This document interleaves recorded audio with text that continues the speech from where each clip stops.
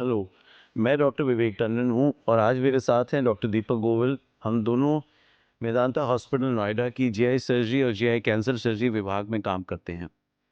आज इस वीडियो में हम बात करेंगे अबाउट कोलोरेक्टल कैंसर के ट्रीटमेंट के क्या ऑप्शंस होते हैं, क्या-क्या किस-किस प्रकार का इलाज किया जाता है इसके लिए।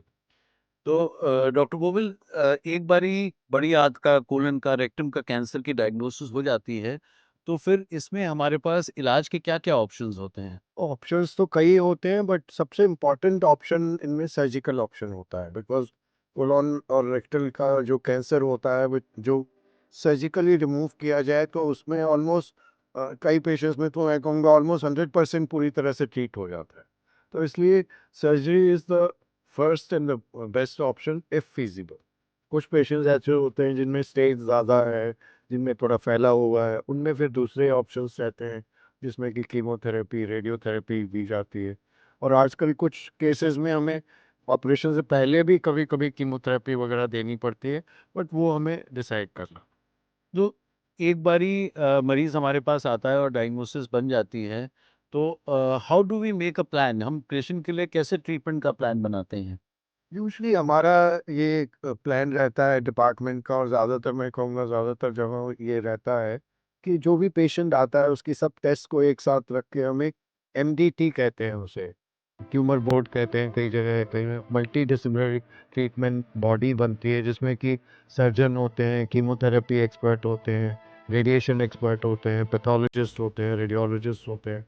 ये सब मिलकर के उस पेशेंट की सब डिटेल्स डिस्कस करते हैं और उस पेशेंट के लिए क्या आउटलाइन या क्या फर्दर प्लान ठीक रहेगा वो डिसाइड करते हैं। तो एक प्लान डिसाइड एक बार हो जाता है फिर वो उसी हिसाब से फॉलो। तो इसी इसी प्रतिक्रिया में, इसी एमडीटी मीटिंग में ये डिसाइड होता है कि किस मरीज़ की सर्जरी करनी है पहले या पहले कोई दवाइयाँ देनी हैं?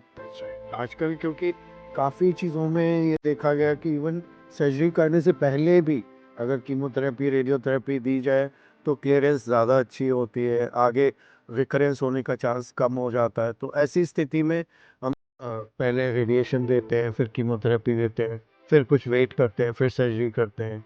कुछ केसेस में सर्जरी पहले करते हैं, उसके बाद फिर कीमोथेरेपी देते हैं। तो ये सब चीज़ें जो प्लान ऑफ ट्रीटमेंट कहलाती हैं।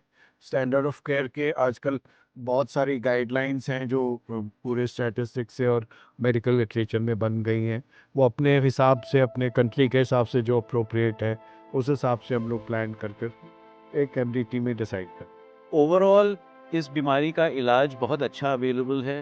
ट्रीटमेंट प्लान डिसाइड करने के लिए एक अच्छे सेंटर में एक्सपर्ट्स साथ बैठ के पेशेंट का इलाज का प्लान बनाते हैं और इसमें सारे ही पहलुओं को साथ रखा जाता है।